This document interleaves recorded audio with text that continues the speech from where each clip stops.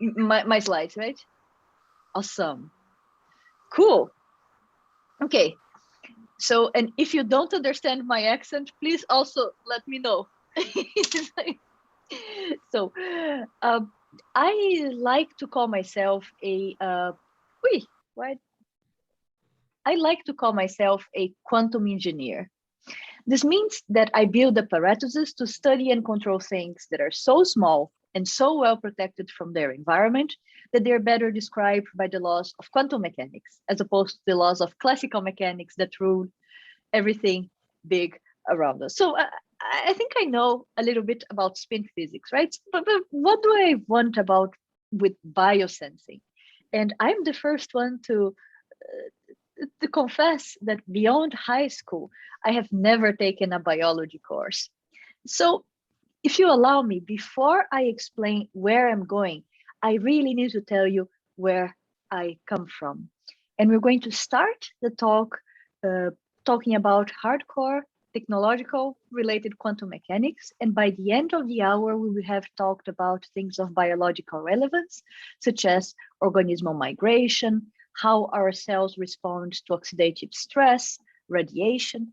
And I hope I will have instilled in you a little bit how I think we can learn with nature to build better technologies.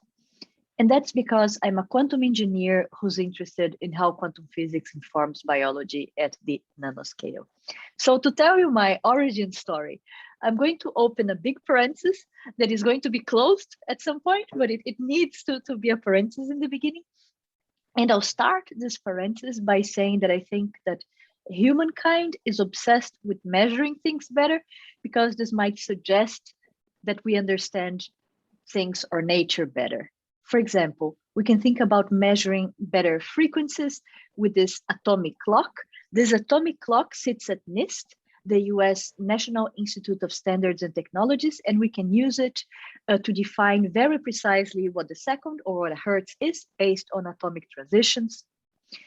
We can think about trying to measure better magnetic fields so that the image of your baby is better resolved. And yes, this is the image of a baby inside the mother's belly. And we can maybe think about measuring better accelerations so that your gaming experience is enhanced. Those tiny little accelerometers are ubiquitous now in all our handheld devices. But the question that I ask is, what happens if the quantity that you want to measure is very, very small? Or worse, what happens if the object causing the quantity that you want to measure is very, very small? I'm going to argue that in this case, you need a tiny little sensor that can measure tiny little quantities. If the sensor is tiny, let's make it very tiny. Let's make it quantum. And there's actually a whole body of mathematical arguments that can prove that if you use a quantum object as a sensor, your measurement is improved. In other words, the sensor quantumness enhances the measurement. I'm going to give you one example of a technological quantum sensor that I worked with in the past. And in fact, we could put it to use as a quantum enhanced magnetic field sensor. And this particular sensor is a single spin in diamond, in the material diamond. Again, I know that there are some students in the audience, so just to make sure everyone remembers what a spin is, chemists, engineers, and physicists usually represent a spin with an arrow, and spin is a merely quantum mechanical property that has no real classical equivalent, and say electrons have spin, some atomic nuclei have spin, and spin measures how well this quantum object interacts with magnetic fields.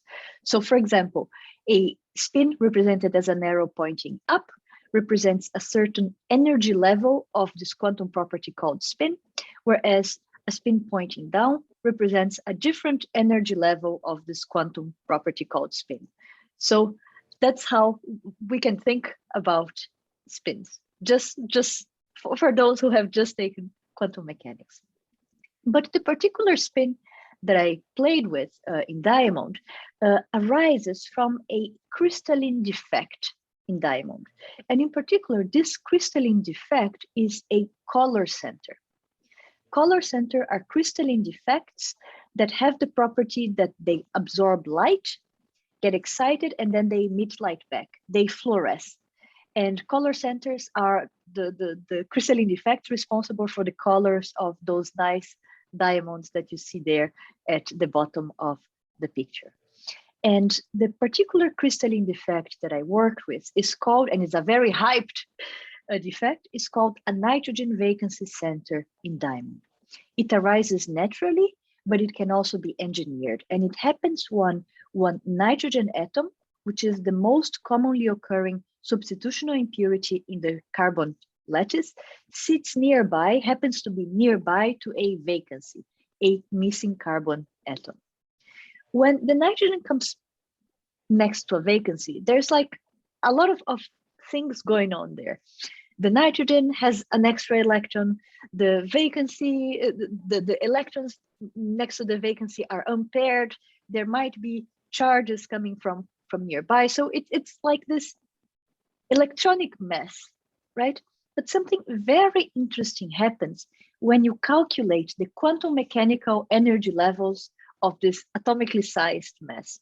And it turns out that the quantum mechanical energy levels of this mess are very close to the quantum mechanical energy levels of a single electronic spin. For the experts, it's actually an electronic spin 1. But in short, we can think about those quantum mechanical, of like this whole compound as a single spin, okay? And that's going to be very useful. So the way that we play with those crystalline defects in the lab is as follows. We take a diamond sample, a diamond chip. Now people are engineering those diamond samples, but the very first diamond sample that we had in our lab was like a discard from a jeweler. So we take a tiny diamond chip, we place it onto a moving stage at room temperature, and we shine light at this diamond chip as we are scanning it around. In the lab, we use laser, but actually it doesn't need to be laser, right? Those color centers that give the color to those diamonds, they're not excited by lasers or anything. It's just convenient to use a laser in the lab. So the idea is that as we are scanning this diamond around with the laser impinging on this diamond, at the moment that we hit one of those defects, they're going to absorb this light, get excited, and then emit this light. And that's the light that we can collect. And this is what it looks like in increasing zooms. So to the bottom right of the picture here, you see a blob, right? This blob is relatively large, is about, say, 0.5 micron by 0.5 micron. But still, it's very interesting because that is actually the fluorescence signature of one single spin. Okay, actually, I'm not proving to you that this is the signature of a single emitter. We can prove this by using correlation measurements, but it's very interesting because this means that we have the signature of one single effective spin, right? If you compare this with like magnetic resonance methods, electron paramagnetic resonance, in order to have a relevant signal, you need the contributions of like millions or billions, I'm not sure, of spins, right? Here, on the other hand, you have the fluorescence signal like of a single spin that you can play with in the lab. But actually, it gets even better because this spin, effective spin, has the property, and that's jargon that people in the quantum field use, that it has a quantum state dependence fluorescence intensity. This means that just by looking at how strongly this blob is emitting light, we can actually infer if the spin is up or down, which again is very convenient. And if you are familiar with this field, this is how people do quantum state detection. That's how you read out the state of your spin. But I promised that we could put it to use as a magnetometer, and here's how the scheme goes, right? So there I put two different energy levels of this single spin. So it's, for those of you who know, it's a spin 1. So there's a third state manifold like -1. But we effectively single out two of those spin states and make a pseudo two-level system out of it. And like in this axis, it's energy. So say the state that I call 0 represents spin up, and the state that I call +1 represents spin down, or it doesn't matter which one. And it turns out that these two spin states have a resonance, have an energy difference in the microwave range. It's about 3 gigahertz, right? And it also turns out that the state that I call 0 is insensitive to the presence of magnetic fields, of external magnetic fields that the diamond lattice might be immersed into. Whereas the state that I call 1 is sensitive to the presence of external magnetic fields, so that if the diamond is in a magnetic field, state 0 will not care, whereas state 1 will suffer a shift in energy that I call delta here. And if you remember from your classes, or for those who are just learning quantum, this delta is proportional to the magnitude of the external field via an interaction called Zeeman interaction. And now I'm going to make a point that it's not really usually made. And I think I have a sort of a background in engineering, so I think that it's a very important point that that I think should be made in all the lectures, in all the talks about quantum sensing. The problem of measuring magnetic fields is actually going to be mapped onto the problem of being able to measure a detuning, a shift delta from a non-resonance, from a non-energy difference, right? So, and this actually underlies the whole field of quantum sensing, the whole field of a lot of the field of quantum computing, in that you usually you have a non-energy difference, a non-resonance, and some quantities that you want to measure, magnetic fields, electric fields, temperature, they shift this resonance by a little bit. So in the end, one is capable to obtain information about this quantity, temperature, magnetic field, electric field, because the experimenter is able to measure shifts from a non-resonance that quantity causes, right? And this is basically, in the end, it's a signal processing problem. This is this underlies most of quantum sensing, the quantum sensing field. So the NV center is going to work as a very good magnetic field sensor, because the experimenter can measure shifts of a resonance caused by the external parameter of interest. But there's a catch. This very nice way of measuring, in this case magnetic fields, only is only valid while the quantum properties last. Everything that starts quantum dies classical, and again, this is why we live in a classical world. So this spin can only work well as this very nice magnetometer before it is pushed back to classicality. And for those of you who are experts, this means that this scheme is only going to work while the spin can be maintained in a coherent superposition of 0 and 1. That is, before the spin decoheres and is no longer able to be described by the laws of quantum mechanics. After this time, the spin is just a tiny magnet that can be up or down. But before this time, it can actually gives us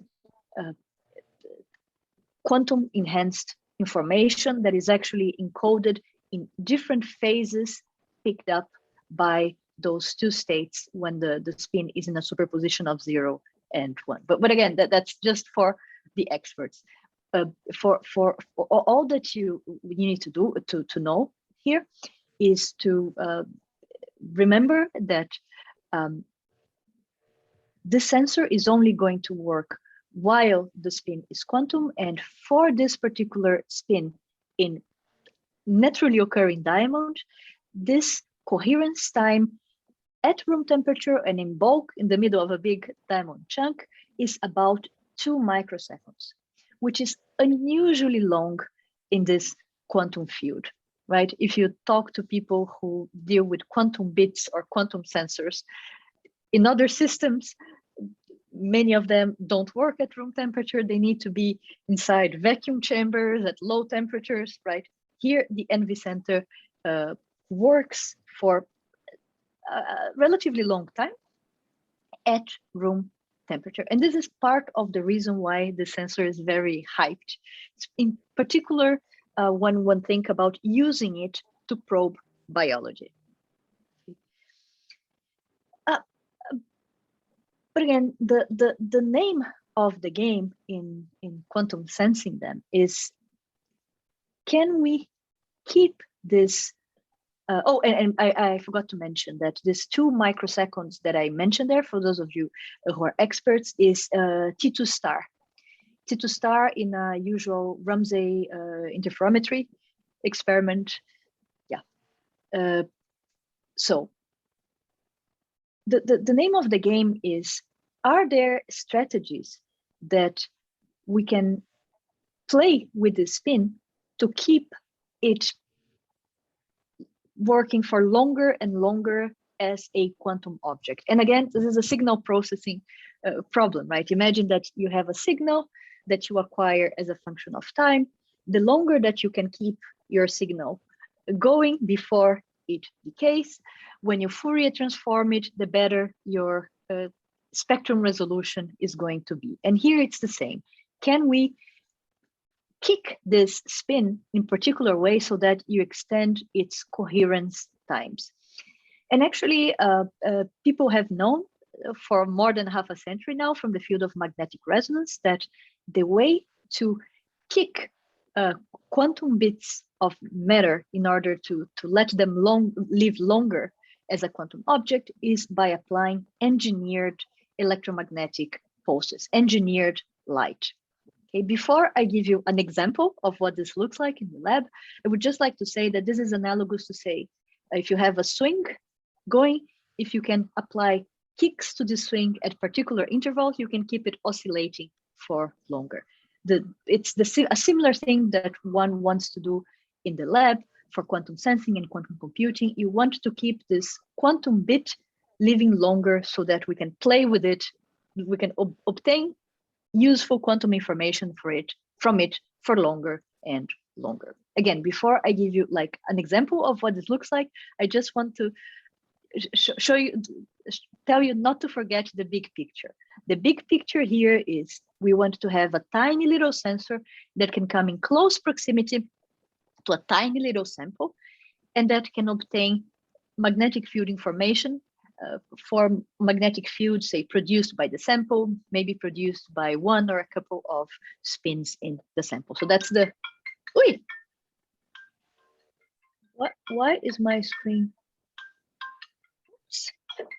That is so weird. I have, do you hear me? Yes.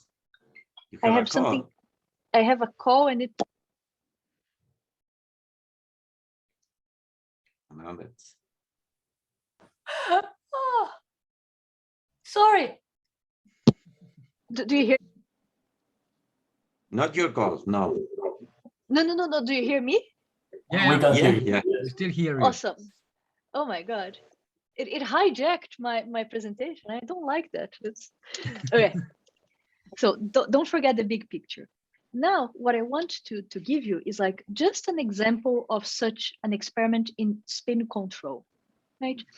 So I want to show how we could put this spin to work as a magnetometer using kicks called and known from NMR as a rotary echo sequence. This rotary echo pose sequence has been known from NMR since the 60s, and it's depicted there to the plot to the right in NMR language, so bear with me. This means that we are applying a continuous microwave onto the spin at the known resonance between 0 and 1. So we're applying constant microwaves, but at particular intervals that actually the experimenter can choose. We flip just the phase of this microwave field. Okay? And it turns out that this sequence has been known from NMR to be able to correct for imperfections in your driving field, imperfections on your microwave generator. But it's also known not to correct from detunings, from shifts from the resonance, which, if you remember from my last slide, is exactly what is going to give us information about magnetic fields. So if you apply this field onto your nitrogen vacancy center spin, this is the type of signal that you obtain as a function of the duration during which you do this. The signal there is just normalized fluorescence.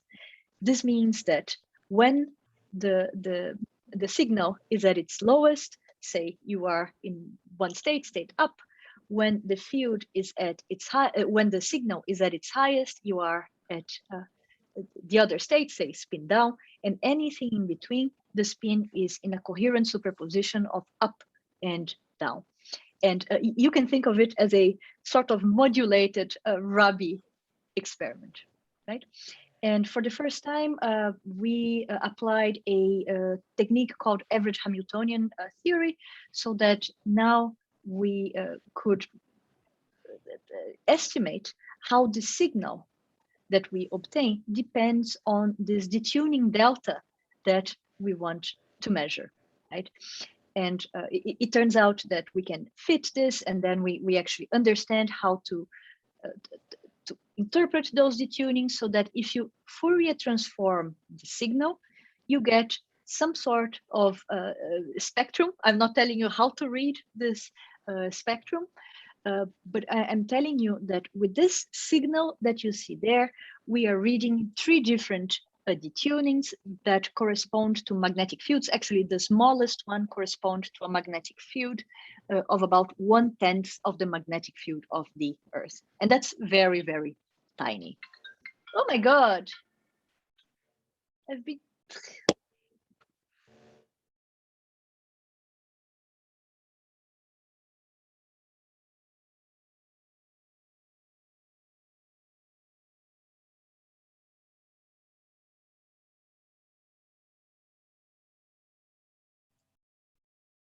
No, now we cannot hear you.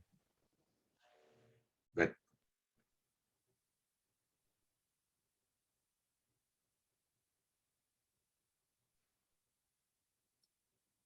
Oh.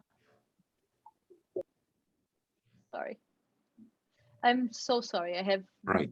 No worries. That's that you're among friends, so that's be quite comfortable. Not in a judging audience.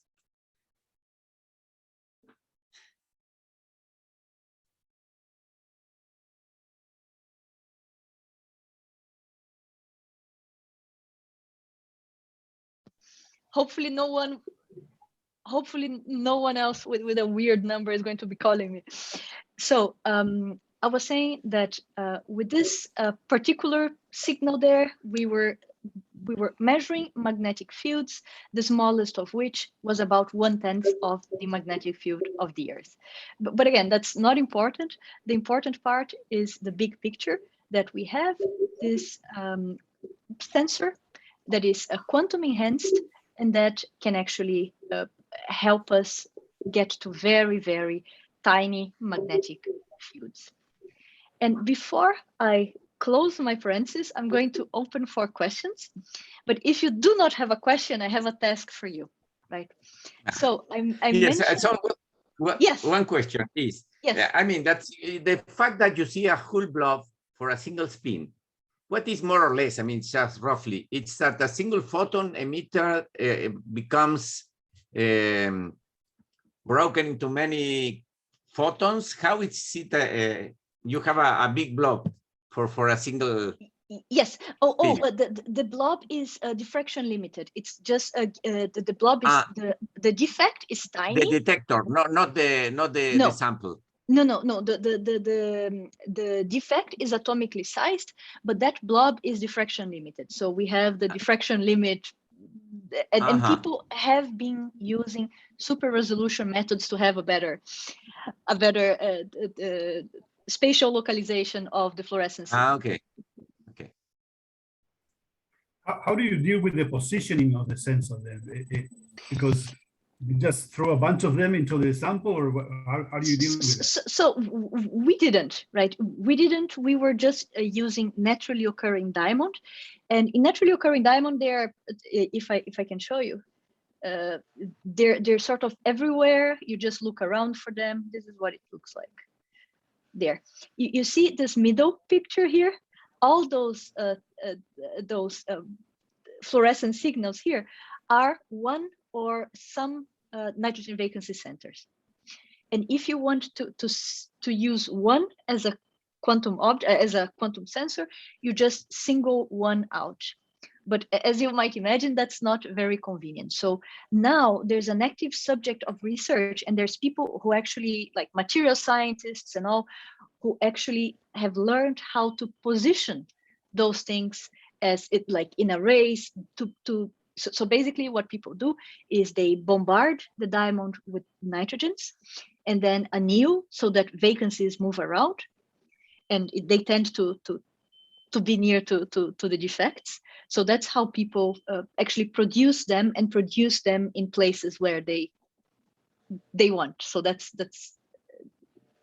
like something that people are trying to people have accomplished, like precise positioning of those in like grids and so forth. Is it sensitive to like a static magnetic field, or like a normal frequency kind of MRI thing? So well, I mean, this this measurement that I've just shown to you is measuring a static magnetic field. And actually, I left out many details because this particular pulse sequence is not good to measure, say, AC fields. So there are different ways that if you have an idea of what your magnetic field is going to be, if it's DC, if it's AC, more or less the bandwidth, there are different pulse sequences that you can use to measure it, right? If you have no idea what your magnetic field profile is going to be, you're sort of toast, because you don't really know what's the best way of measuring them. All right, thank you. But maybe let me give you a task right now, because I want you to think with me and to think over a paradox, which is not a paradox in the end. So I mentioned that this nitrogen vacancy center energy difference was about 3 gigahertz. So the difference between the 0 and the 1 state is like 3 gigahertz. So this quantum sensor is immersed like at room temperature, right? I would like maybe some student. I know that there are many trainees here. Trainees, you have a task in particular. Can you please Google what is like the thermal energy at room temperature in gigahertz?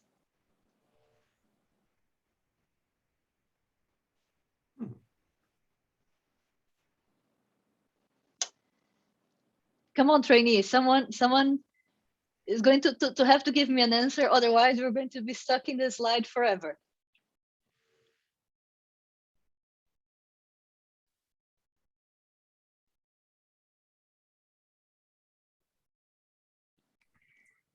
Ten gigahertz, maybe?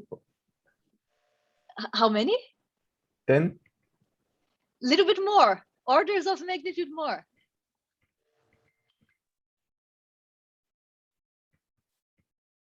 maybe 60. More.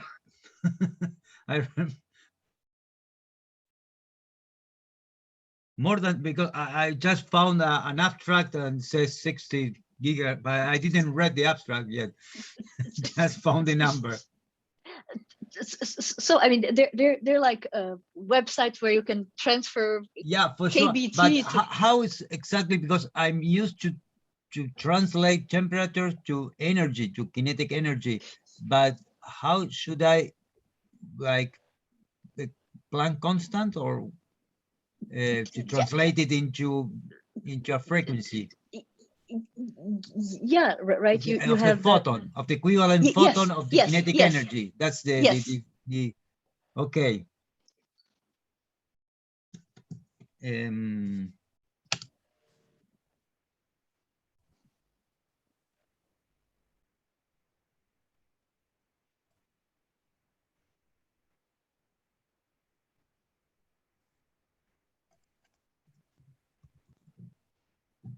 And if you're not surprised yet, it's because you haven't Googled the right answer yet.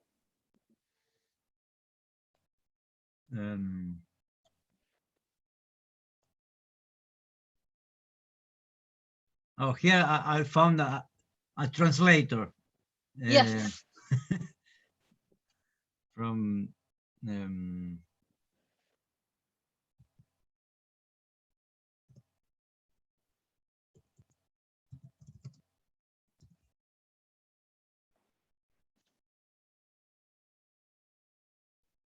Yeah, the trainees are very shy. I think they're scared of me. I'm not a trainee, but I'm shameless, so let's Go for it. compensate. Give me a number.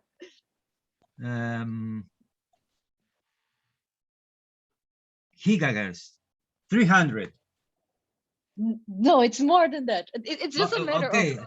but I'm trusting this web page, so I cannot do more than that. Says that 300 Kelvin are, or maybe I put, I didn't input correctly the temperature here.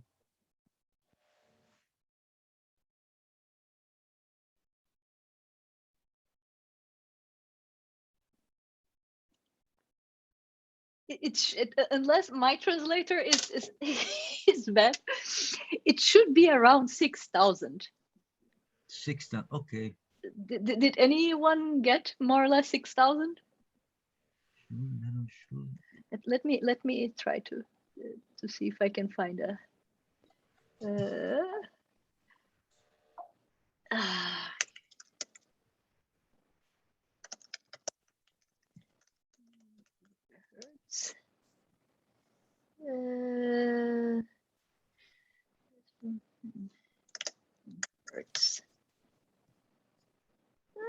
Where is that converter?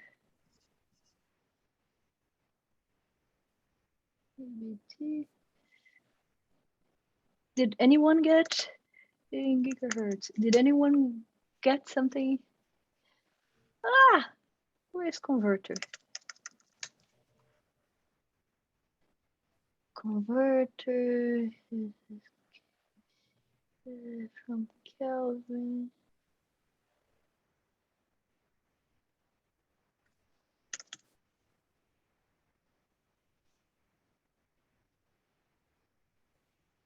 Yeah, I have above.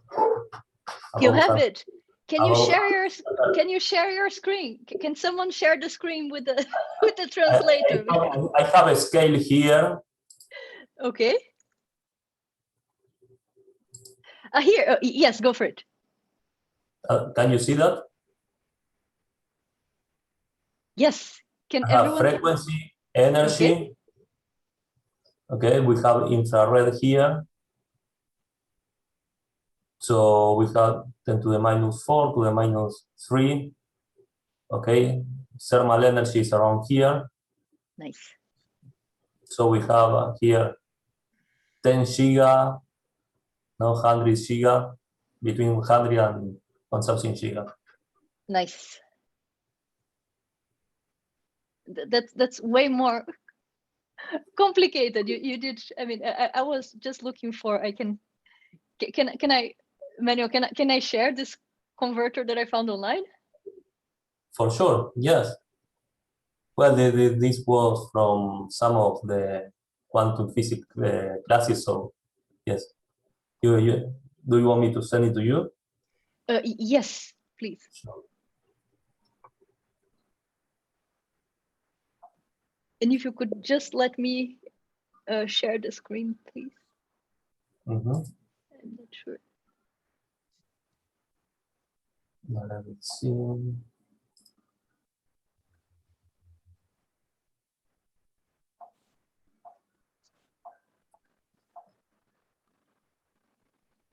Manuel, I think you have to stop sharing, otherwise. Yes. I think this got frozen at some point.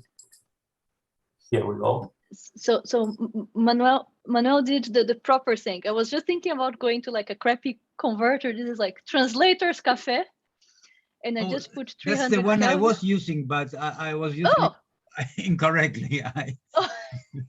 I didn't found temperature over there on the left. Yes, Kelvin, I think it's okay, like, yeah, yes. okay, there it is. So it's like 6,000. Gustavo, I think put it in the chat correctly. Correctly, right, Gustavo? Yes. So let us go back. Where is? Here. So yes. So is that possible? What this means is that this tiny 3 gigahertz sensor is immersed in a environment that is 6,000 gigahertz warm. So how on earth can this work as a sensor? Doesn't this thermalize? How on earth does that happen? So how would you explain that? Because that's usually one of the first things that people ask. Yes. Yes. So the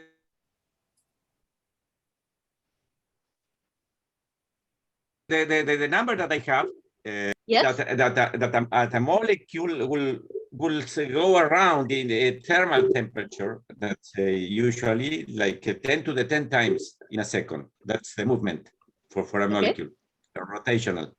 That's more or less what you're saying now. But how on earth does this? Why on earth this tiny energy difference matter, right? Because this stuff is immersed. Like, how can it work as a quantum sensor if it's immersed in an environment that has much higher thermal energies than itself? That's right. That's the point, because the thermal energy means movement. This movement average out the interactions, so nothing is left. That's why liquid NMR is possible. You see a single spin, even when it is in a liquid. That's a lot of things going on there. But if it averages out, this can never yield. If it thermalizes, it can never yield useful quantum information. No, the point is that you're left with a much better defined quantum magnitude. Just a spin. Otherwise, I will not be able to see a spin in a molecule. It's a very tiny energy, because everything is washed out. It's much more than the thermal energy. That's you're saying that you're point. using just one atom, not a bunch of them. Well, one atom or whatever, but even for a one atom, if you have already more than one, let's say. That's a point about quantum mechanics. Always that is always a low point in the courses. I mean, the point of the energy is not all. You need to consider dynamics that you have been measuring, decoupling, and so on. So many things. I mean, the energies are only valid as long as they don't fluctuate, or if they fluctuate, then you average out the fluctuation. You live with yes. I think we're going in the part. same. I think we're going to the same place, because again, and this I asked this question now because it's going maybe to come up later when I talk about living quantum sensors. But the idea, I think, is that it's important to point out that this sensor only yields useful quantum information before it thermalizes. And yes, it is a tiny energy difference immersed in this huge bath. It takes about whatever the coherence times that I cited, 2 microseconds to thermalize. After it thermalizes, the spin is just a tiny magnet that can be up or down. After it thermalizes, it's no longer a good quantum sensor. But before that, it still can yield useful quantum information, right? And that's the point. During this transient time is where it works. And it's super important because I want to make sure that I have just shown you a quantum sensor that works at room temperature and under noisy environments. Right? Let me see, tiny time. I would say long time in a way, because the interactions are so small. Yes. You're measuring along a long time, and this long time, which involves the time scale with these tiny energies, which involves a long time. So everything which is fluctuating averages out. That's your measurement, because your energy scale is so small, you need a long time to measure this small energy scale. And during this long time, many things have changed and average out to 0. But that's I think it's slightly different, because it's like here the thing is not like liquid NMR. Things are not moving. Well, there's like thermal fluctuations, but the thing is, how the question is more like, how doesn't the environment sort of disturb this tiny spin in a superposition state, right? Because the quantum sensor works because we can use it in a superposition state of up and down, right?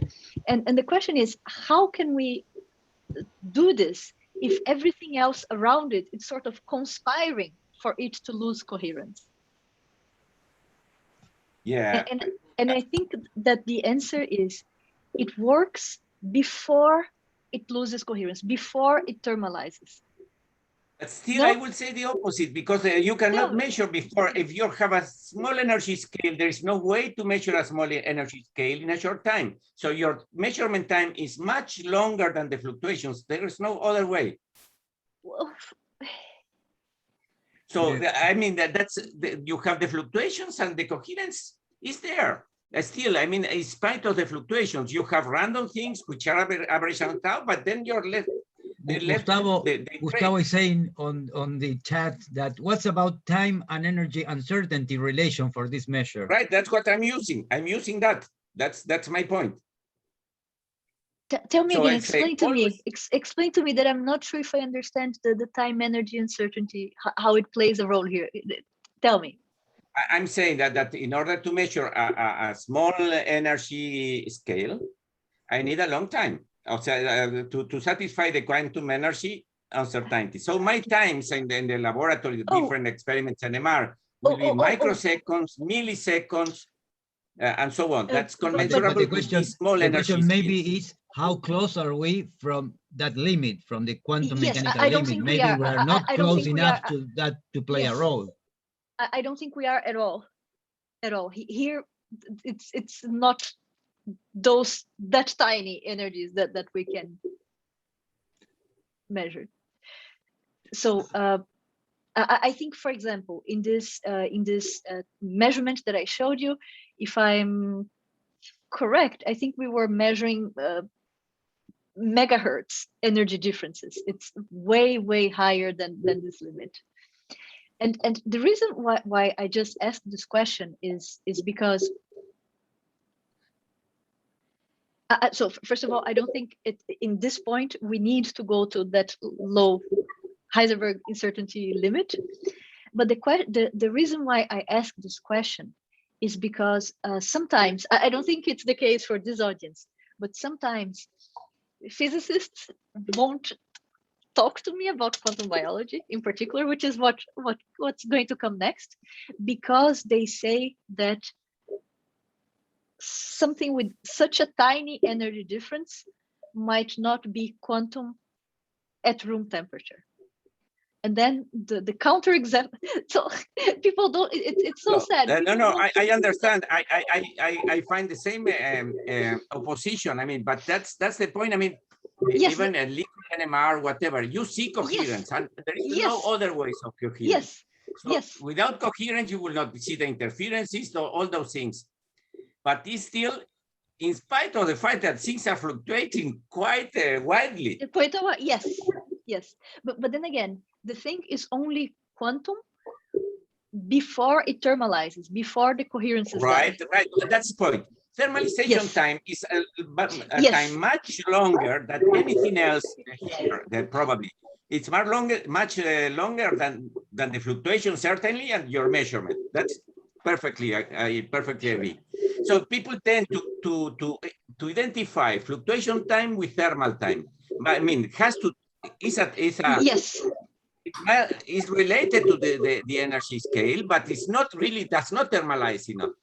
Yes. So how do you suggest that I reply to the people who, or maybe we can ask later, because every time. Well, people... we could really, we should write a paper. We should try to convince everyone, but to educate the physicists. Yes, but I just wanted to make this point because, right. And now I'm going to close my parentheses and talk about what I really want to talk about, right? And you're going to see how I think that what I'm going to talk about is super similar to what I just described for the quantum sensor in diamond. Before closing your parentheses, may I ask about this sensor? Has this sensor some focusing effect? Why it points on a single atom and not on the average of many? I don't have a good answer. All I know is that once the defect is formed, it doesn't go away. It's like a solid state trapped ion, if you want, right? It doesn't go away unless you go to like super high temperatures, like annealing, where things move around. Yeah. This is one thing that I could say. Are these the defects like isolated, just very few in so it millimeters?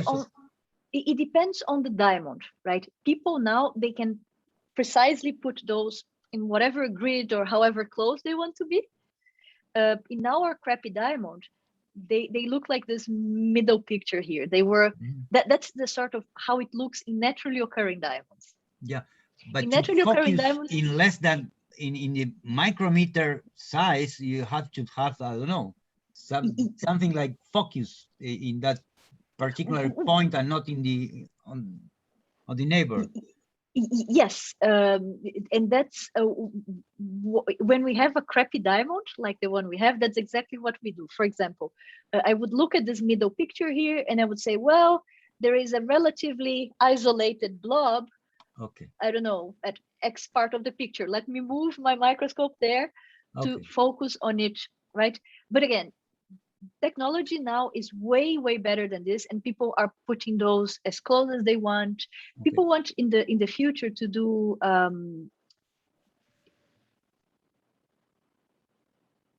computing arrays with those things, right? If you can put those very close by, you can make each one talk to each other. So it's people now, I don't think it's a physics challenge anymore. It's like an engineering and materials science challenge. But now the field has advanced a lot, and there are people whose job is to make them appear wherever they want to. Amazing. It's cool, right? Okay, I found my paper, and we were saying in our crystal we have this molecule which is more or less circular ferrocene molecule. Okay. And it's rotating 10 to the 12 times. 10 to the 12 times in a second.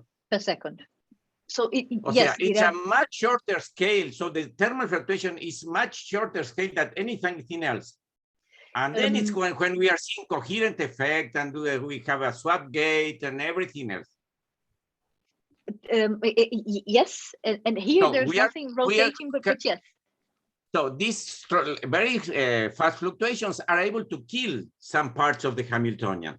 There are some parts which are going to average out to zero. So it's like they kill some interactions, but the ones that they remain are completely coherent, full quantum mechanics. I can show you interference effects and so on. For a time.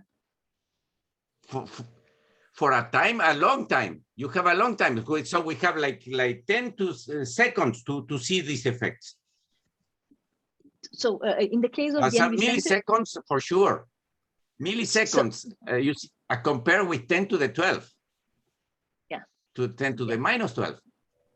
No, I so that which remains.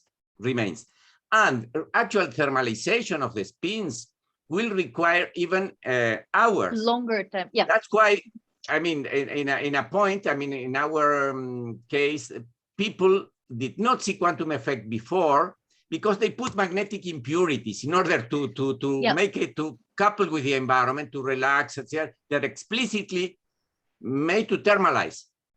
And then they missed the quantum effect that we were able to find. Right. Quantum effect, interference, actual thing, that all the sort of thing that you are showing. Yeah. And my point is, it's only during this time that we can get quantum information out of whatever. Right, but it could be a very long time. Could be a very long time. That depends on your system. Actually, for me, it's how much many body interactions you have at the quantum regime, not because of thermal, because of the quantum. Right. So quantum mechanics itself will introduce the coherence that you will be inconvenient for your measurement. I think we're talking about the same thing, and I think we need to convince like atomic our public. Yes, we have the same problem. We have the same problem. But let me talk about what I really wanted to talk about. It's going to be lighter than before. Okay, so bear with me, and I hope you're going to be even more intrigued by that. So up to a couple of years before, that's the type of sensors that I was used to dealing with, that you can see there, right? Technological sensors. But at some point I realized that many times nature produced sensors that overperformed humankind made sensors in crazy ways. And in particular, in my past, I've worked with a natural light sensor that was absolutely classical, but I also worked with a magnetic sensor. And I'm going to try to convince you that this magnetic sensor is a fully natural quantum sensor. But in order to talk about biology, I'll have to start talking about biology at the nanoscale, namely the chemistry. So it's been known from the field of radical chemistry for decades now that magnetic fields can alter the final products of a class of chemical reactions that usually depend on light and that involve spin-correlated electrons. Again, I'm not going to say a lot about this, but by spin-correlated electrons, I mean that they are entangled. But that's not the most important part of this story at all. And now you should be looking at me because I'm going to be using my props. I bring spins here, okay? And I would like to demonstrate the most common way to explain how magnetic fields might be playing a role in spin-dependent chemical reactions. So imagine that you have two spins in the outer shell of, say, a fluorescence protein, right? A protein that absorbs light and then emits light again. Those two spins are in a singlet configuration, that is one pointing up, one pointing down, because, well, there's the Pauli exclusion principle, and in the end, because their energy is smaller if they are in a singlet state, one pointing up and one pointing down. So for the chemical reactions that I'm going to describe, they start with the absorption of a photon. So a photon comes in and gives enough energy for one of the spins to get excited, and most of the times this spin de-excites, emitting light again, right? And this repeats up and down. Sometimes, however, Upon photon absorption, this spin gets excited, but instead of relaxing back via the emission of a photon, there is an intersystem crossing, and this guy actually does not decay back like this, but this guy actually has the possibility of meeting another electron in the chemical reaction. Those electrons are usually referred to as free radicals, and I'm told that free radicals are those free radicals are relatively easy to find in chemical reactions. Okay, so those two electrons are going to start interacting.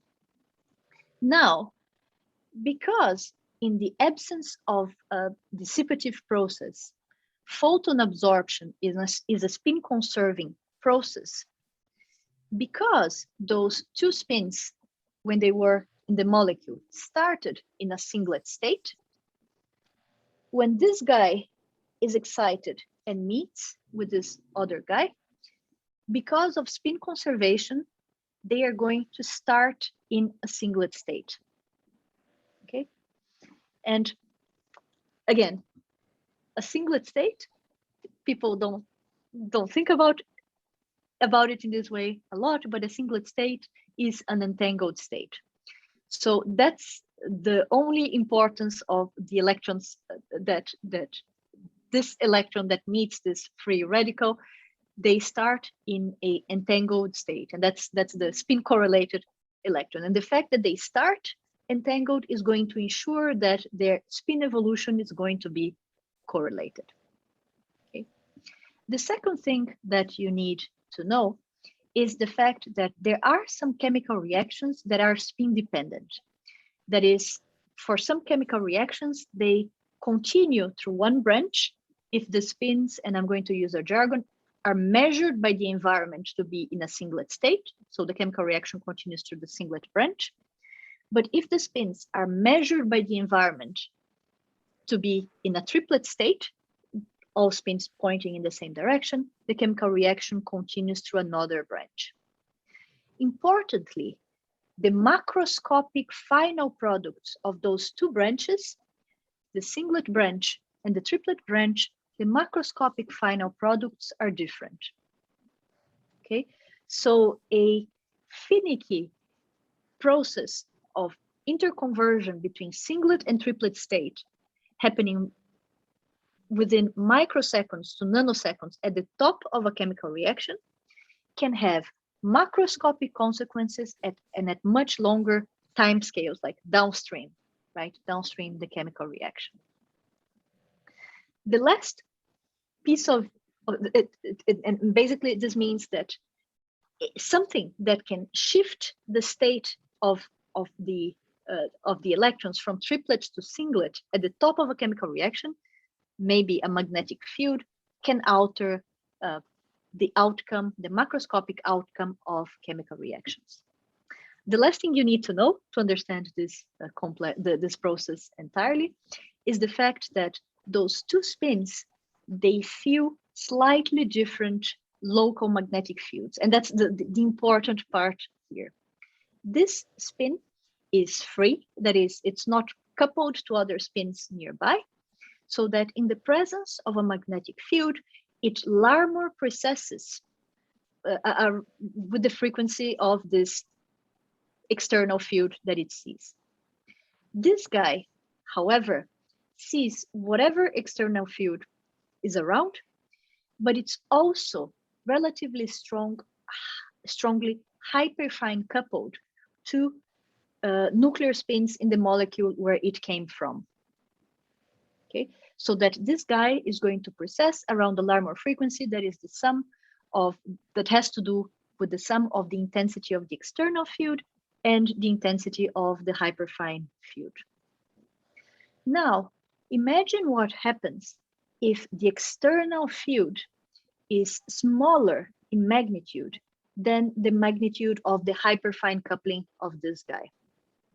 Okay, in that case, the Larmor precession of this guy is going to be completely dominated by the Larmor precession frequency of the hyperfine interaction, right? That is, a small change in the external magnetic field is not going to change the Larmor of this guy that much, whereas this guy's Larmor will be strongly altered by a change in external magnetic field. Again, the external magnetic field by assumption is smaller than the magnetic field of the hyperfine that this guy sees. In consequence, a tiny shift in external magnetic field is not going to do anything to this guy, but this guy is going to do all the job, and this guy is going to react strongly to a change in external weak magnetic field.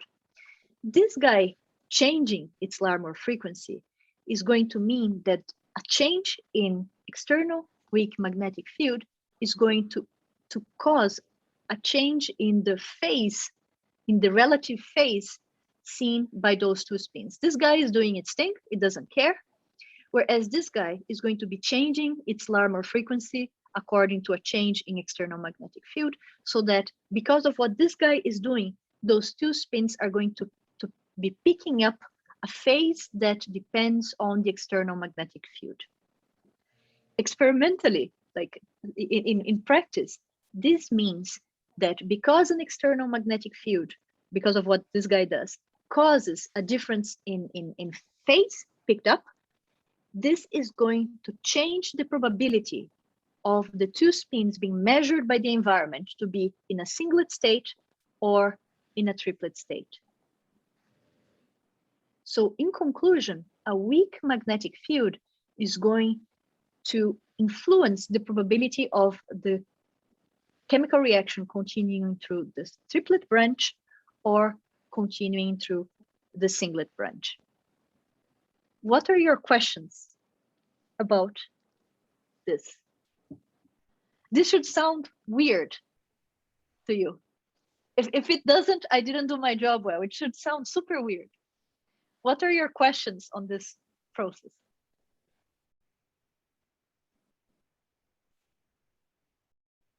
Not to me. I know about that. You know about that. But come on, trainees. They're too shy. What do we do with them? Come on.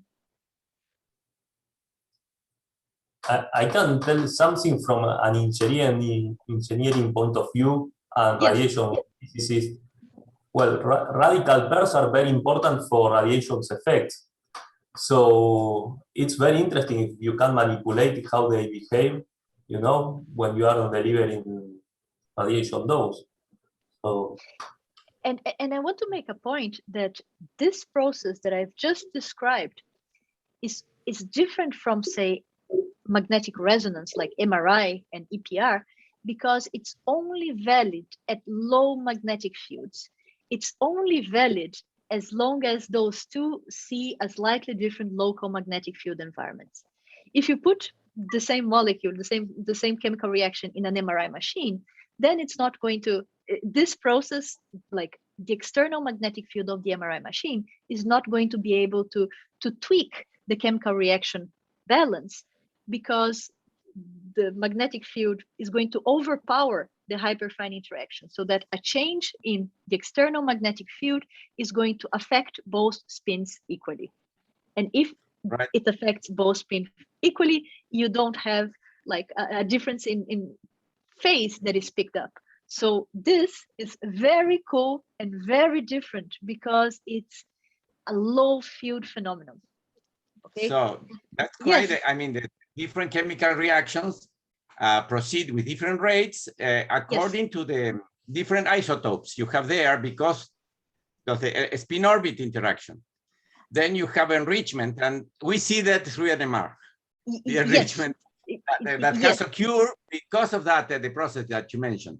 I'm not going to talk about isotope effects, but it's exactly related to this. Yes, but I'm talking about a generic reaction. Right, I imagine. Yeah. You're going a different. I'm going in a different way, but yes, it's related. But it's important that I point out that this is a low field effect. It's not. It's fundamentally different from NMR. Yeah. Right. It's super cool. And this has been demonstrated at room temperature, in solution in the solid state, in the gas phase, and for intensity of magnetic fields down to magnetic field strengths, right? All for, say, chemical reactions in solution. And again, magnetic field strength of the Earth is very, very tiny. It's about 50 microtesla, which is smaller than the magnetic field that you sense when you put your phone close to your face. And again, there is no other, to this date, there is no other way of explaining what people are seeing in those chemical reactions in solutions, if not by saying that it depends on this spin state of those two electron spins, right? But where does biology? Oh, let me just explain this because I think it's cool. Have a look at this lower left plot there. This is just a depiction that Peter Hoare, someone who's big in this field, uses to sort of motivate how a tiny, finicky spin interconversion phenomenon can have macroscopic consequences, right? The idea here is that, well, imagine that you want to tip a rock, and imagine that you want to engage the help of a fly to tip this rock. If the rock starts at its thermodynamical equilibrium state, at its flat bottom, you asking the fly to land on the rock to the left or to the right is not really going to help the rock tip one side or the other. However, if we start with the rock in an unstable equilibrium state, that is at its tip, after you give it some energy, which is equivalent to giving the photon energy for this process to start to occur, right? The fly landing in one tip of the rock or on the other side may actually help the rock macroscopically tip this way or go back this way. And it's in this sense that the fly, this tiny little finicky interconversion process, might actually have macroscopic consequences. And I think that this is very, very cool. But biology enters this field when people wanted to understand how birds migrate. At some point, we're going to go away from birds, but I need to start talking about birds. So it's been known for, again, since the 60s, 70s, that birds use the magnetic field of the Earth to migrate, at least as a partial cue.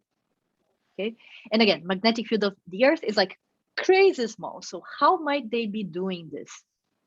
At the end of the 70s, a brave theoretical biophysicist called Klaus Schulten, he proposed this hypothesis that seemed so crazy. He was like, well, were this same type of photodependent, spin-dependent chemical reaction, were such reactions to be happening inside the bird somewhere, birds and organisms in general might be sensing magnetic fields to the extent that they could sense different physiological concentrations of products coming from such reactions, right?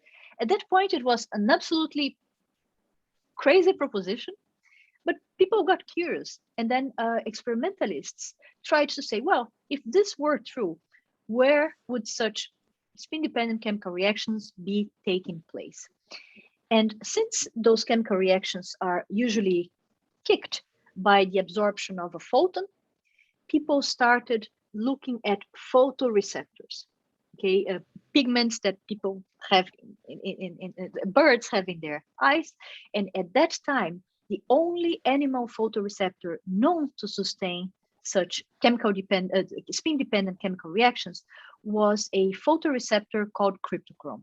Cryptochrome is present in the retina of birds, in the antennas of migrating butterflies, in our retina, and importantly, and I confirmed this with many biologists, apparently cryptochrome is present, say, in all our cells because it also has a circadian rhythm regulation function. So cryptochrome is a flavoprotein.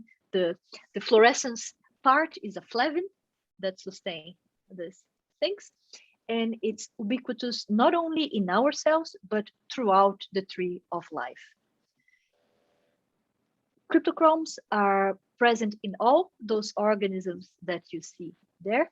And importantly, For all those organisms boxed in red, there's partial evidence that there is some sort of magnetosensing going on that seems to have some relationship with cryptochrome.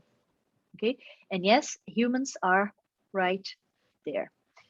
Actually, I'm convinced that the evidence for cryptochrome magnetosensing is very widespread, but unfortunately at very disconnected length scales.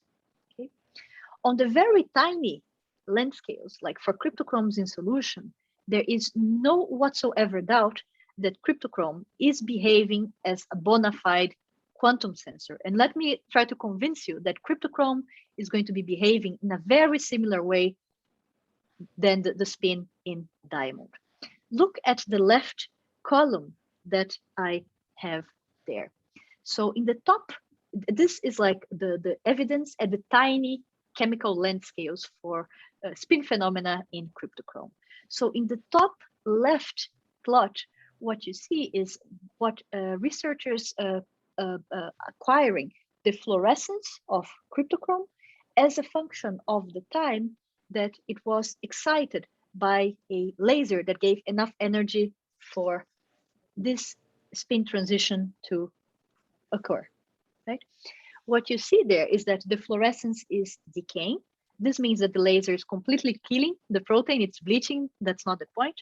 But as the researchers were recording this fluorescence, they also pulsed a tiny magnetic field up and down. And this is not an artifact, it has been done with different magnetic field strengths, different frequencies. What they see is that the fluorescence is actually being modulated. It follows the magnetic field that they are applying to the cryptochrome. Okay, that's why you see that the fluorescence is going down, but is modulated as it's going down, following a magnetic field waveform that is applied. So this means that in the same way that just by looking at how much the spinning diamond blob was emitting light, was fluorescing, you could infer if the spin was up or down.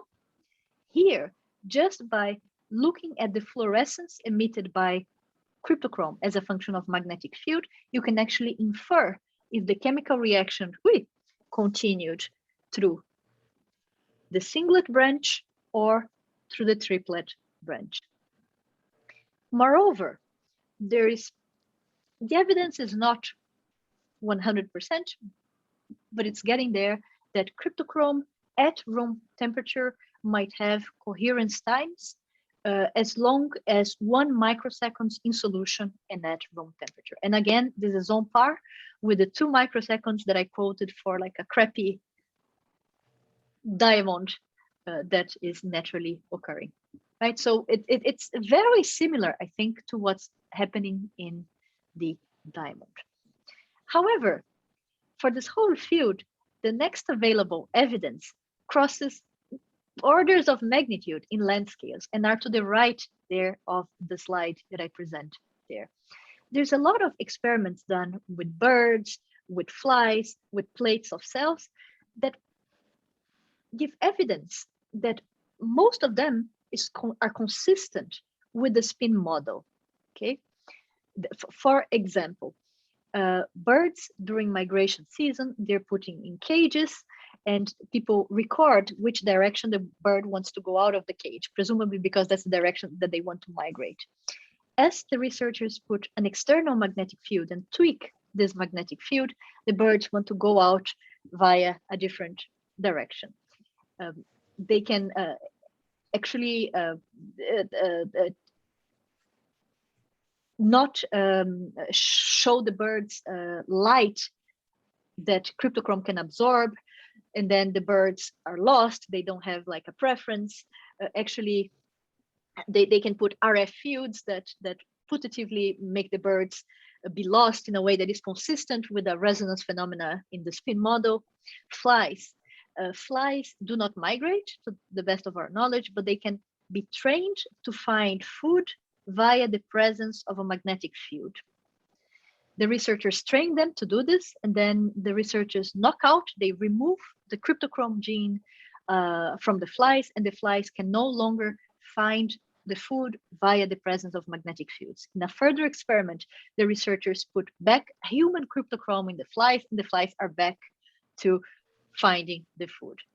All of this and most of those results are consistent with what is prescribed by the spin model, but it's very hard to say, well, the bird is doing this because there's a quantum process occurring inside it. So it's a big, like, nobody talks to anyone because, right, there's nothing in between to bridge those landscapes. And again, that's the pitch for what we're trying to do here. We're starting to try to bridge those landscapes. What we want is to go one step beyond those chemical landscapes and start doing chemical-like, quantum sensing-like experiments, say, with those fluorescent proteins into single cells and so forth, to maybe try to see at smaller scales if we can make a correlation between spin physics and biological process. So to cut a long story short, what we're starting to build are glorified microscopes with coils. And the coils are to give magnetic fields that can influence these chemical reactions inside cells and so forth. So the idea is that, what I think is that there's a lot of instrumentation from the field of quantum sensing, atomic physics, that can be put to use, misused, to try to study and control those spins in biology by treating them as bona fide quantum sensors. Okay, it's not like, oh, I'm going to take a spinning diamond to learn about biology with this spinning diamond. No, it's like applying magnetic fields directly onto those spins in biology to see if you can control them and drive maybe chemical reactions and physiological process. So, but again, this is not a talk about birds. My talk would be way poorer if the only interest here would be organismal migration. Actually, there's now evidence at the level of many, many cells, thousands of cells, like the big scale, there's relevance that the same or very similar spin physics might be underlying many, many relevant physiological phenomena, especially related to bioenergetics. For example, people can see that cellular respiration rates, acidification rates, glycolysis rates seem to be dependent on weak magnetic fields in a way that is consistent with the spin theory. Weak magnetic fields seem to alter stem cell of planaria. The production of reactive oxygen species seem to depend on magnetic fields in a way that is consistent with spin physics. Yield of DNA repair. There is a very nice recent paper showing that cellular autofluorescence from flavoproteins in mitochondria is magnetic field dependent in a way that is, again, consistent with spin physics. And finally, I would like to spend a couple of minutes talking about this lower picture there, because I think you might get a kick out of it. I have a friend in Munich who is a precision measurement physicist. So what he does for a living is build hypomagnetic chambers, that is, chambers that shield external magnetic fields in very good ways. And what he does is that he then puts ultra cold atoms experiments inside to do precision measurements, try to measure like things from dark matter to like variation of astronomical constants, whatever. It's like some very refined cold atoms experiments that depend on his hypomagnetic chambers. So again, magnetic field of the Earth is 50 microtesla. His hypomagnetic chambers have a noise DC floor at the nanotesla level. He started to hear about those things like, oh, magnetic fields in biology and so forth. So what he did, and actually this experiment was replicated with a group in Mainz that also happens to have one of those cages. What they did, so it's two experiments done independently, both with the same results. They grew tadpoles inside those chambers for 2 days, because that was as long as they could go without asking for biological permissions, under 2 magnetic field conditions. In one condition, they grew the tadpoles for 2 days with the magnetic field inside, mimicking more or less the magnetic field of the Earth, like micro Tesla strength. And the tadpoles after 2 days were sort of macroscopically okay-ish looking, if you look at them like in a magnification that you see there in the picture. However, if new tadpoles were put to grow inside this chamber for 2 days in the absence of any magnetic field, just to like the nanotesla noise floor, macroscopically, the tadpoles were 30% malformed, as you sort of can see in the picture of this plate of sort of weirdish looking tadpoles, some of which were weirdish looking. Again, this does not prove that this is spin related, but given the magnitude of fields that when removed caused those tadpoles to be malformed, I think that everyone's best guess is that this might involve some spin phenomenon. And I think this sort of opens up a lot of like a Pandora box of things we might ask, right? For example, we want to colonize Mars. What's the magnetic field of Mars, right? I know that it's smaller than the magnetic field of the Earth, but like, can we grow lettuce in Mars? Can we reproduce in Mars, right? People have been doing epigenetics experiments also under hypomagnetic conditions, not at the nanotesla level, but like with other Faraday cages, and they also see weird genetics things going on in the absence of a magnetic field. So it's really, really weird. And I think that all that people are seeing is consistent with this spin phenomenon. And I think that it's high time that we started trying to unambiguously refute or prove that it is spin related. And I really think that, so again, this research is sort of immersed in the field that is known as quantum biology, which is controversial, which is just starting. And I really think that the current bottleneck of quantum biology is this lack of high-tech quantum-inspired instrumentation, right? It's instrumentation that deals with spins as if they were, because they are bona fide quantum sensors. So when I say we're building microscopes, it's not going to look like the thing to the left in the picture. It's going to look like the thing to the right. This is not our setup. This is from the internet. We're super delayed. We started like 3 months before the pandemic, so we're super delayed in building stuff, but that's sort of what our microscope is going to look like. It's a big optical table with a lot of optics, electronics, and we think we can start trying to control and measure those phenomena using those endogenous quantum handles of biology. Right. And something that is very interesting and different from what people usually do in biophysics is that we start with the mathematical models, start making predictions to see and take the data, right? So for example, for the process that I just depicted to you, right? Again, we're experimentalists. We have theorist friends that can do things with like 20 spins, whatever. But even we as experimentalists can do open quantum system simulations with 3 spins. Let me tell you about some simulations that we did. And this is the model that we use. We use as a model 2 electron spins that start in a singlet state. They start entangled, but otherwise they do not interact among themselves. This electron is free, and this guy is hyperfine coupled to one effective nuclear spin nearby. Using this crappy 3 spin model, we can start making predictions, and we're not the first to have made those predictions, but I'm going to talk to you about one prediction. And we're dying to take those curves experimentally. So I would like you to look at the top right. Oh, for you, it's like top right, right? This is top right, not this, right? Top right.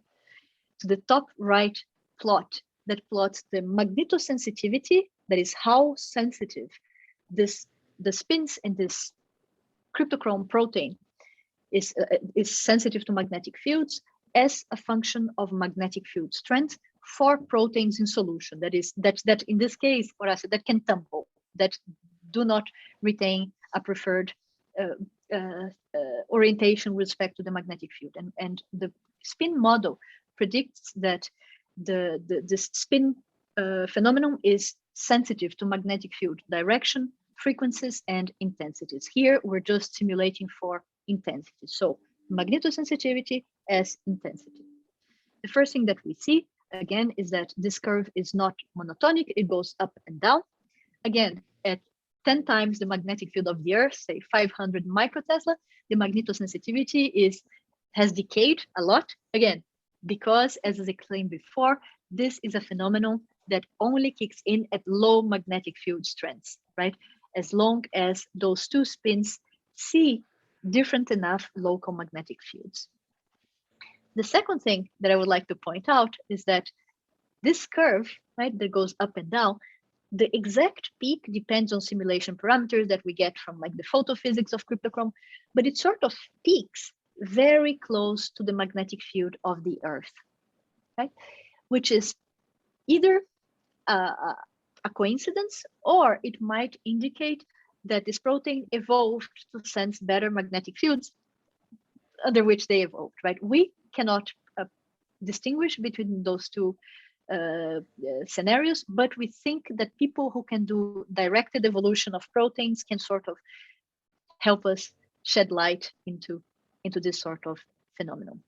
I'm going to just again to say again what the mission of our group is. We want to, in a very high-tech way, either establish or refute that spin physics can be macroscopically relevant for biology, and we want to learn, like in 25 years, 30 years time, how to say build better technologies with it. For example, I'm not saying let's replace Google's beautiful quantum computer with a molecule, but if nature is using quantum mechanics to function, it knows darn well how to deal with noise.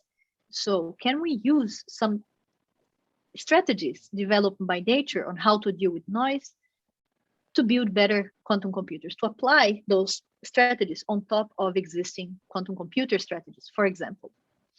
The other thing that I think is very interesting is, can we learn to systematically steer physiology, right, using those spin degrees of freedom for therapeutic or diagnostic applications, right? Can we steer the bioenergetics of cells via those spin process towards the treatment of diseases that depend on some metabolic function that we know depends on magnetic field? Can we have a map that says, well, if you want to do this, this is the sort of magnetic field strength, direction, and frequency that you should apply?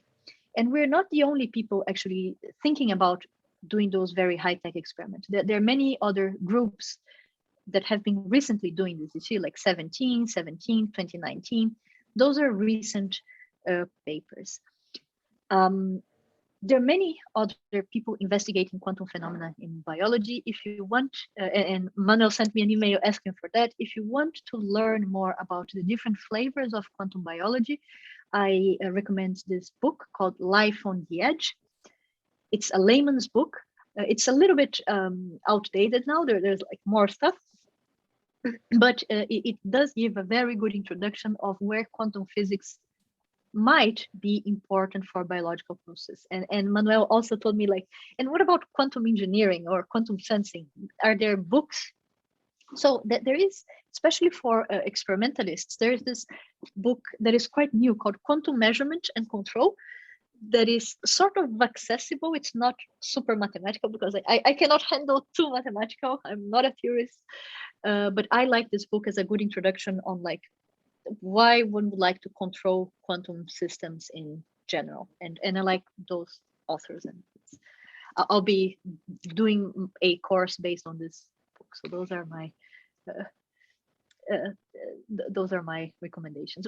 That's sort of what I wanted to tell you today. I know it's been long. Thanks for holding on to that. I really think that interdisciplinarity is going to bring quantum biology and science forward in the future. And I hope you agree that we made the round from quantum mechanics to bio to quantum again.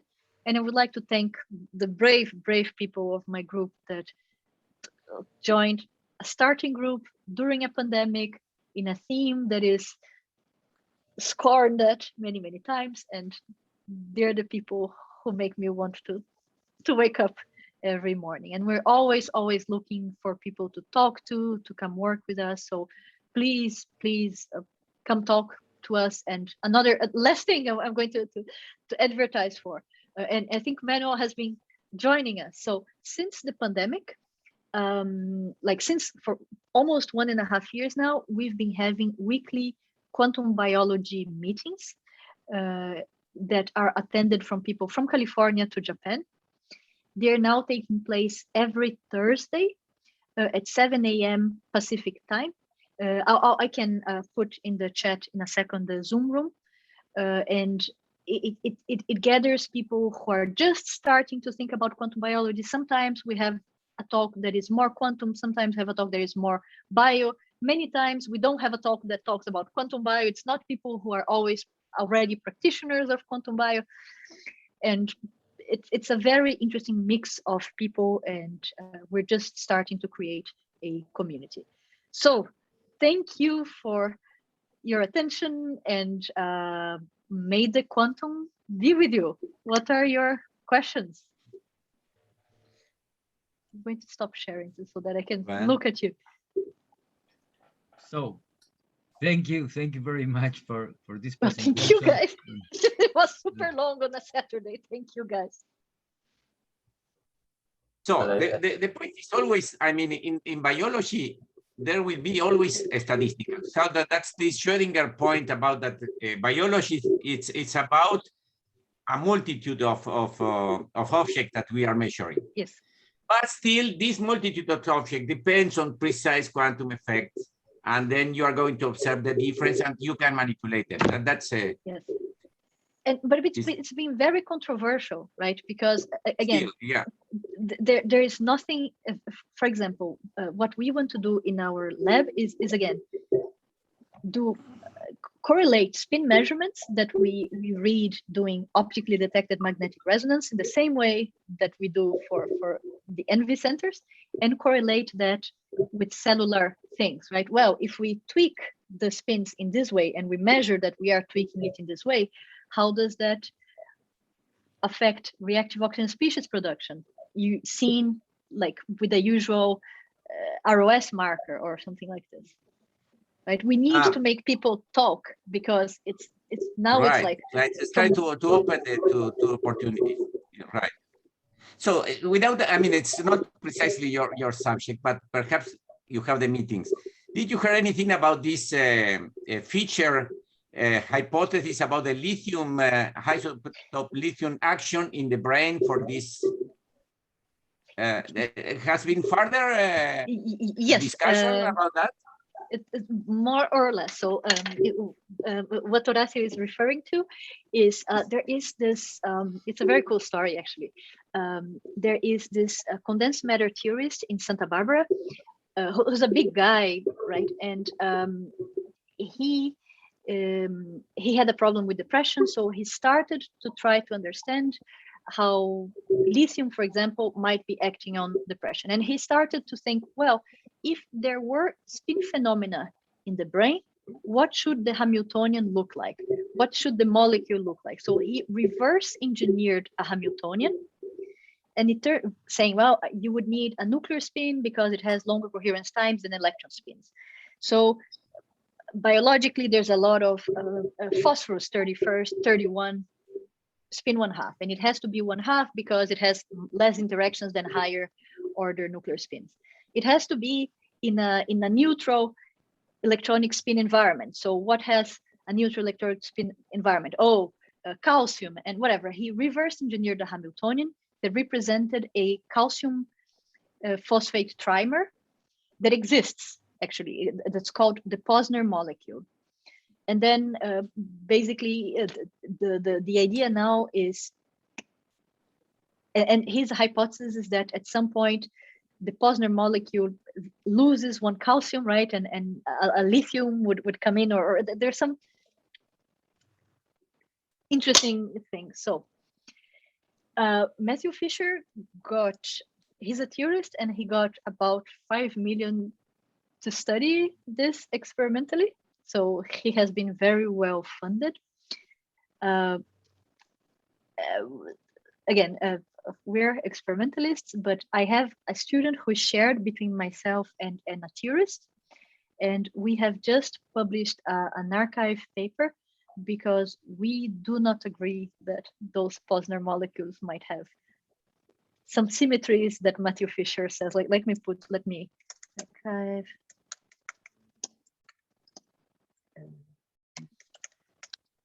Put the link. So we do not agree with some of Matthew Fisher's conclusions. He assumes that this molecule is very symmetric, and we do not think it is. So we're also interested in this. At this point, we're not sure if this is the theory, but still the phenomena could be there with some other mechanism. So the point is that the lithium, the one of isotope works and the other does not. So it's just the one. In mice, one extra neutron makes all the difference. That's an extra spin. But that's the stuff, right? The evidence that there is again with like 30 mice, and in the end, it's a problem, right? I mean, it's like it's those experiments are hard. They have their merit, but it's very hard to go from molecule to 30 mice and say that you have covered everything, right? That's what plagues this whole field. It's like birds and cryptochromic solution. Right. So, but I think there's a lot of things that can be observed at the nanoscale to sort of confirm or refute this link.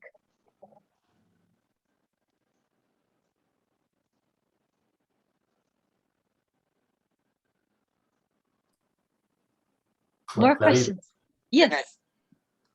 Well, it's amazing, all this field, and all the projections you can do from that, no? Something I would like to ask you is, well, as you mentioned, I mean, it's basically a new field, merging different scales, different disciplines.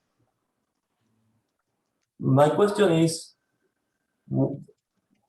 about education, basically. For new professionals, we will need, different formations, different stuff. What do you think is the best type of education for following this field? Or what topics should we include, for example, in engineering or physics, biology? So this is a very important question, and I'm going to preface what I want to say by saying that right now there is no incentive for people to go into this field, right? The field is very old in that people usually pivot to doing quantum biology things at the second half, last third of their career, when they already have a steady source of funding, right? Because it's very controversial. It's in the middle of nowhere.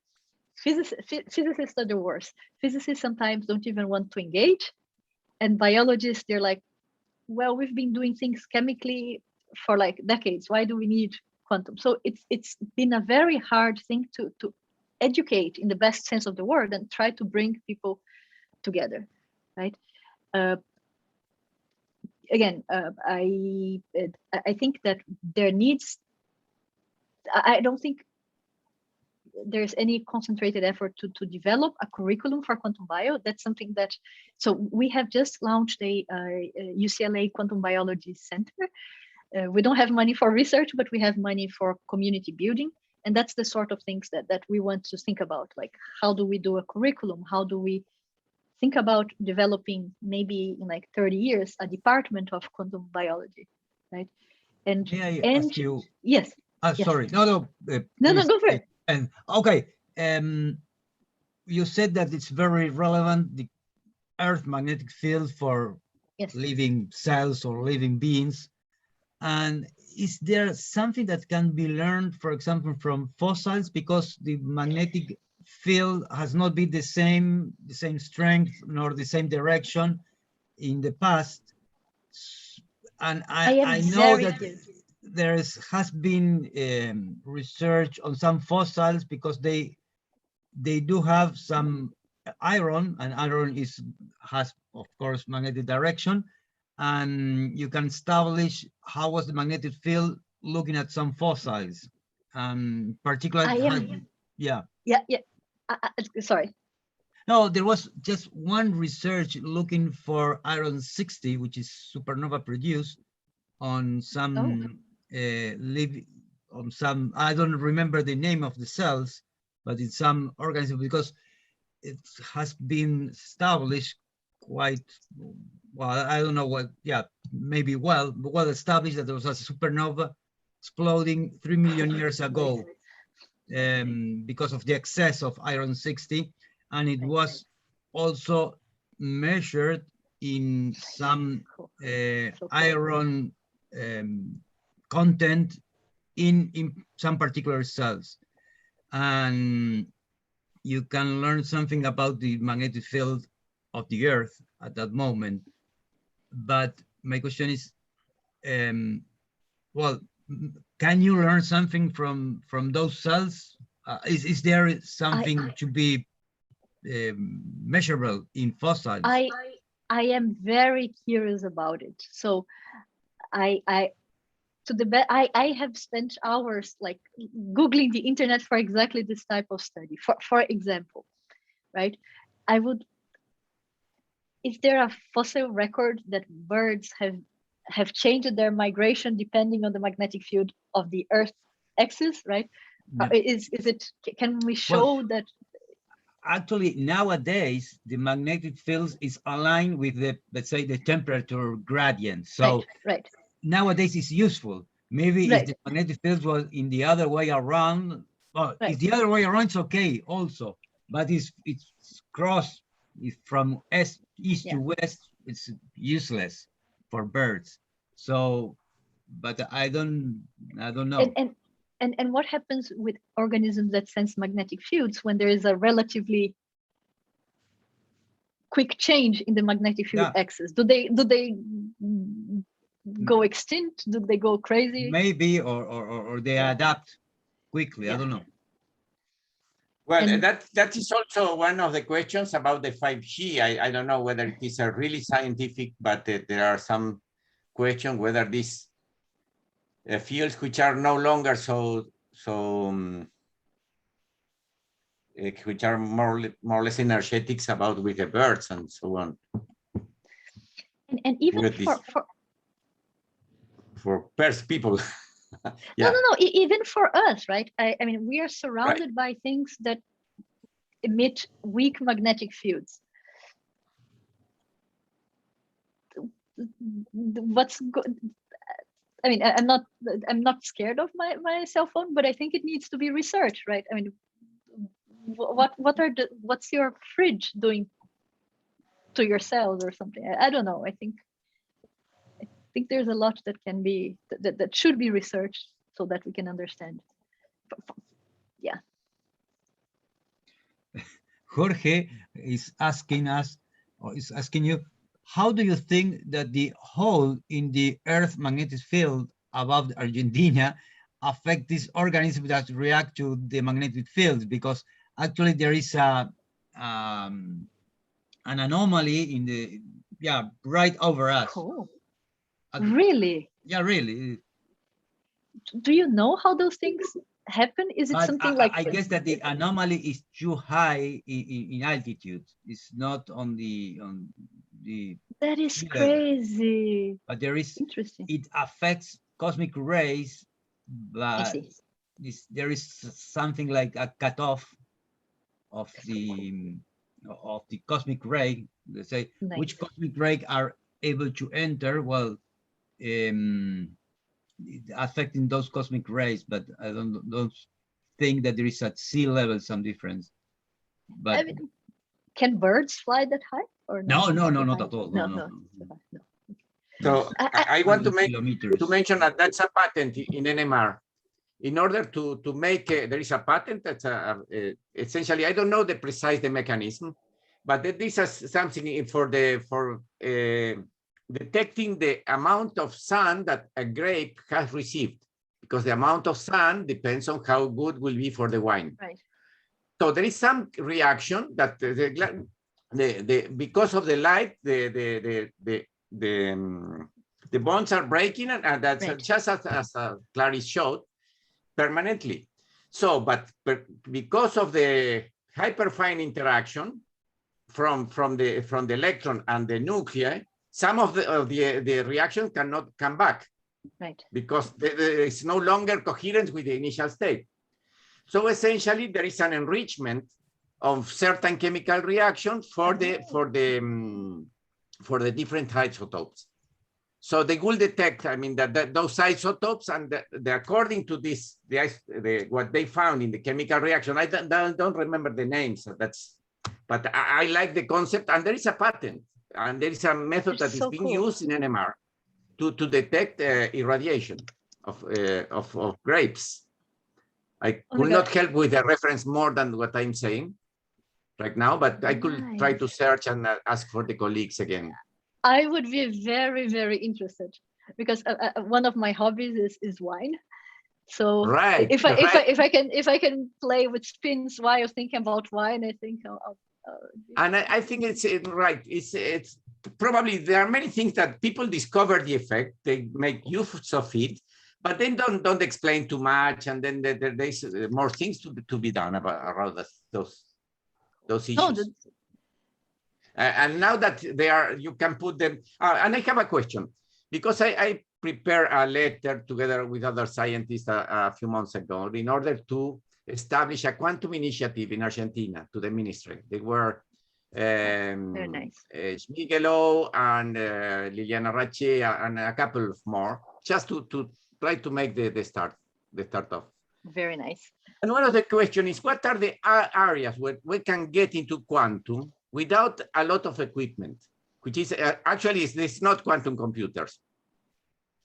But this perhaps could be an area which is, I mean, with biological importance in a way. Perhaps you are not as, you didn't show what a very expensive equipment. I don't know.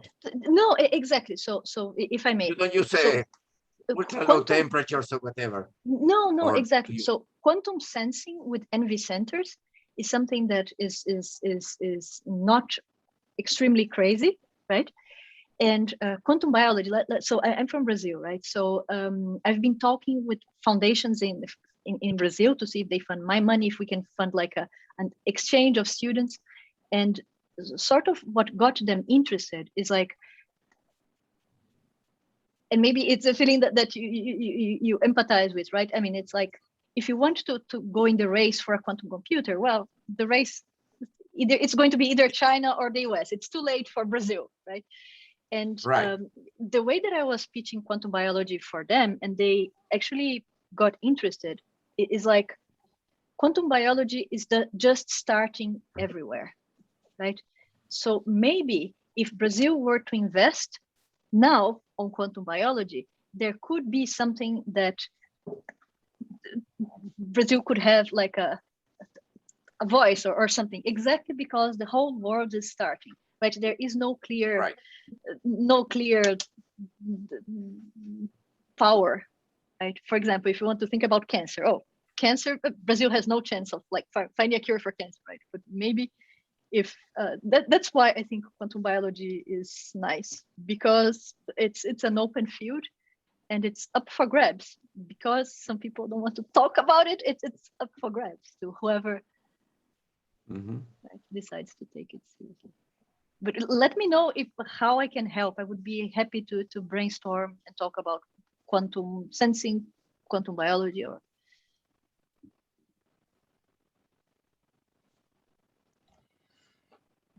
No, thank you, Clarice.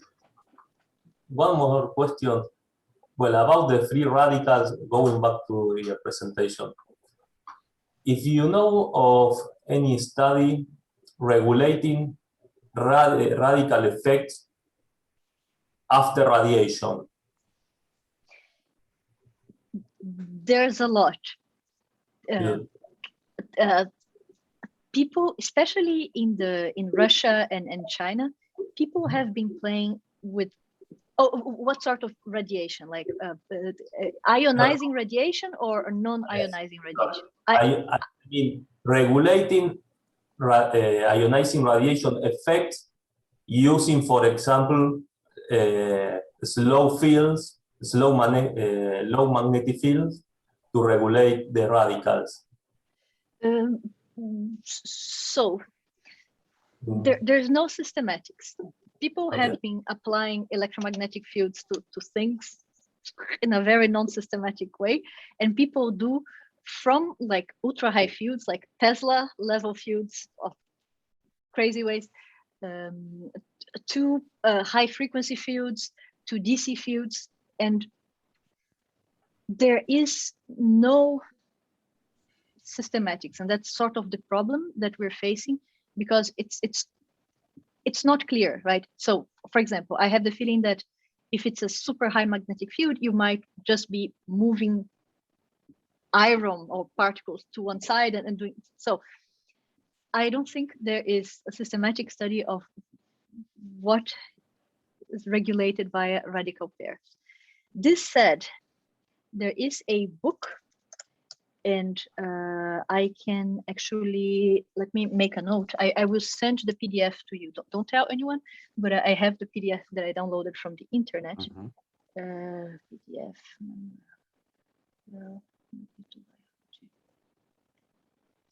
So let me, magnetobiology. There's a book called Magnetobiology.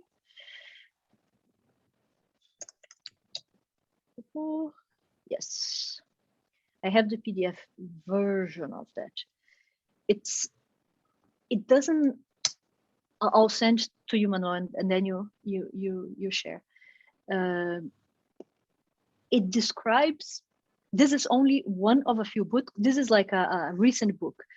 It describes all sorts of weird things that people have excited bio stuff with.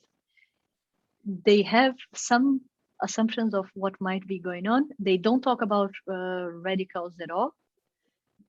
My guess is that some of the things that they see, especially at low fields, are radical pair mediated. They don't talk about that, but they describe all sorts of weird stuff that.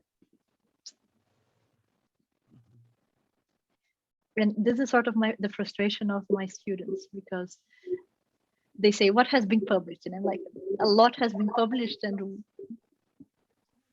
there's no systematics, and we have to try to make sense ourselves. Oh. Thank you so much. I put in the chat my email, which is easy, which is just CLA, the first three letters of my name, at ucla.edu. That's easy.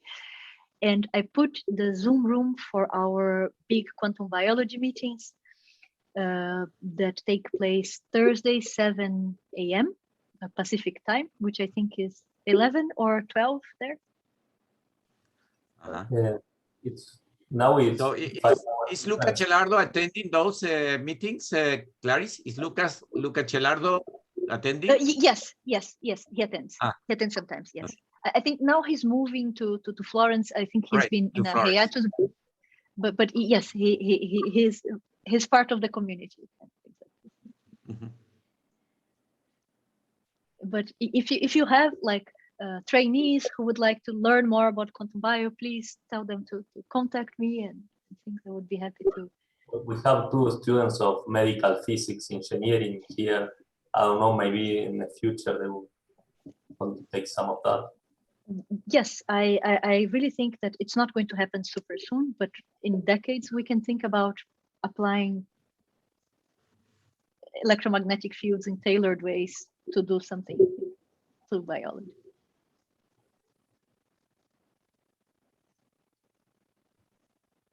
You guys are brave. Thank you for holding up Okay.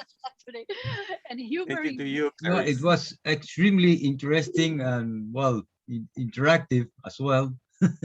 So thank you for your time and thank you guys. all. Muchas, Yeah. muchas gracias. No, thank you. And okay, I might try Portuguese.